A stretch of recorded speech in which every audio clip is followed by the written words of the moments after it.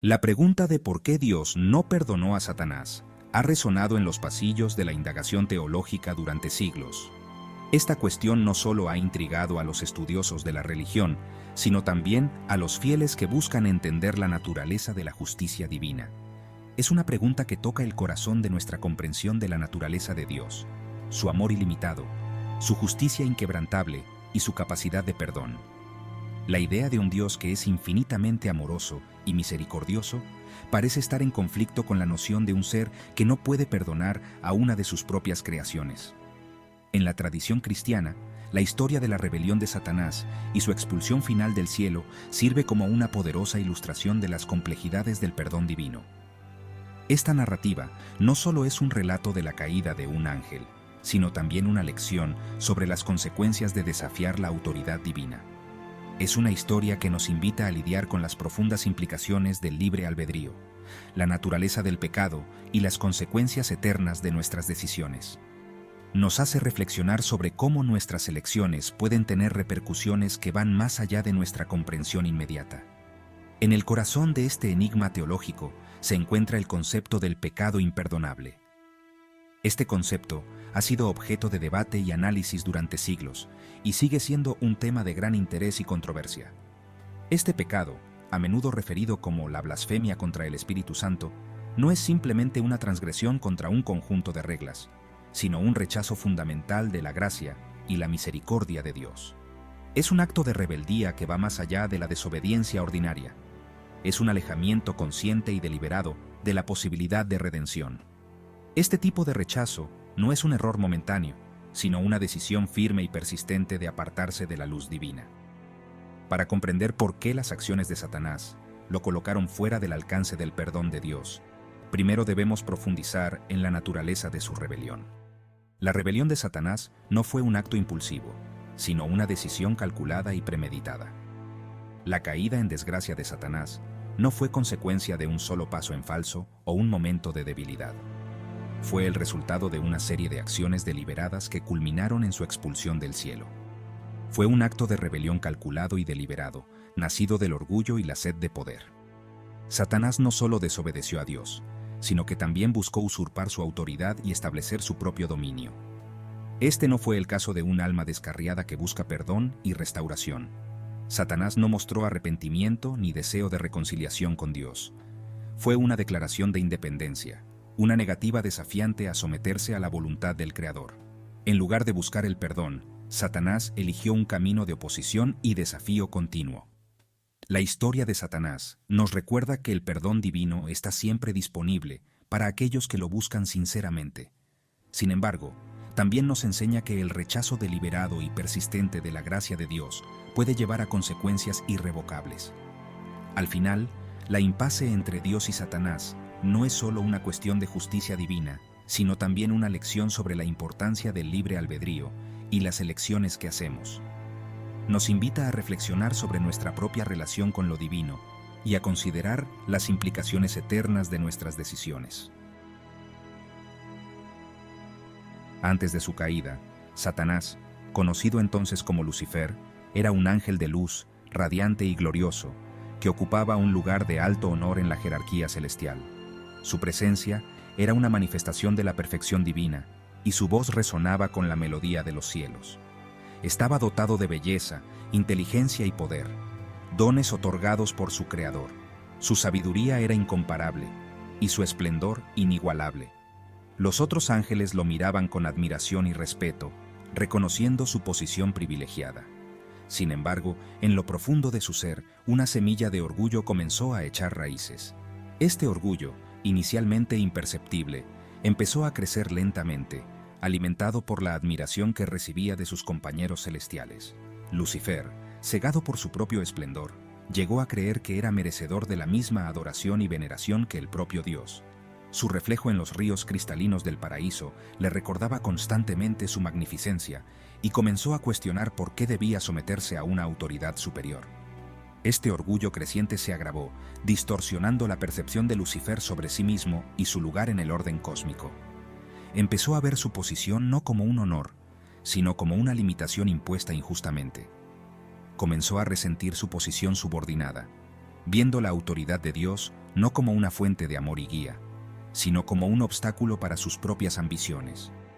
Su corazón, antes lleno de luz, empezó a llenarse de envidia y resentimiento. La luz que una vez brilló tan intensamente dentro de él comenzó a atenuarse, reemplazada por una creciente oscuridad. Esta oscuridad no era solo una ausencia de luz, sino una presencia activa de malicia y desdén. Esta oscuridad, alimentada por la envidia y el resentimiento, finalmente lo consumió, transformándolo de un ángel de luz en la encarnación del mal. Su transformación fue un proceso doloroso, una lucha interna que lo dejó irreconocible. Lucifer, ahora Satanás, reunió a otros ángeles para su causa, prometiéndoles libertad de las limitaciones del gobierno de Dios y una parte de su gloria imaginada. Les habló de un nuevo orden, uno donde ellos serían los gobernantes y no los gobernados. Instigó una rebelión, un intento de golpe cósmico, buscando usurpar el trono del cielo y establecer su propio dominio. La batalla que siguió fue épica, una confrontación de fuerzas titánicas que sacudió los cimientos del universo. Este acto de desafío abierto, esta decisión deliberada de elevarse por encima de su creador, marcó un punto de no retorno. La rebelión de Lucifer no fue solo una lucha por el poder, sino una declaración de independencia de la voluntad divina.